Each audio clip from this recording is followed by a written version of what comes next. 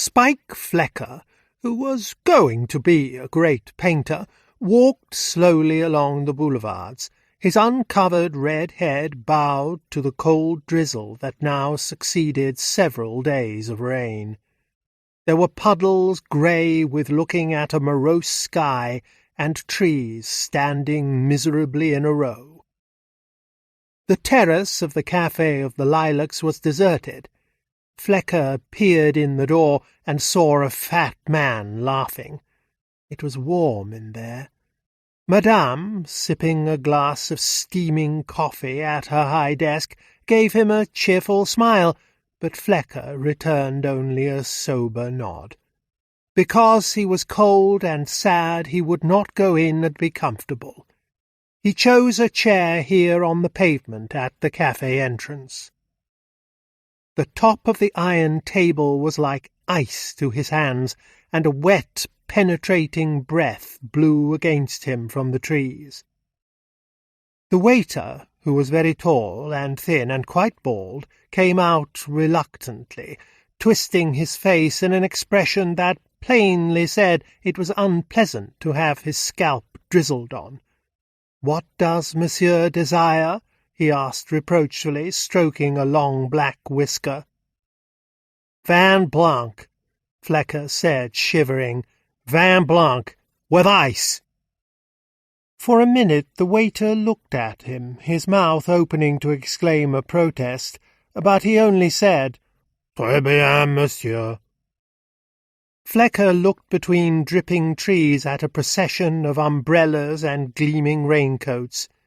The sting of his sour, cold drink added to his misery. He was filled with sympathy for himself, as with sad music. "I've got a cold already, and my feet are soaking wet," he brooded. "Nobody would care if I got influenza." For more than a month, Flecker had received no letter from his uncle in Waterville, Minnesota, and nobody would buy his pictures. It had rained for days. The soles of his shoes had worn through. The still life he had done yesterday proved once and for all that he had no talent whatever.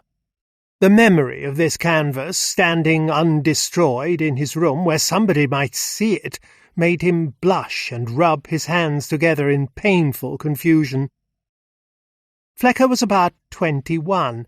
He had long, thin arms and legs. His hair was not really red, but of the shade of orange generally called red.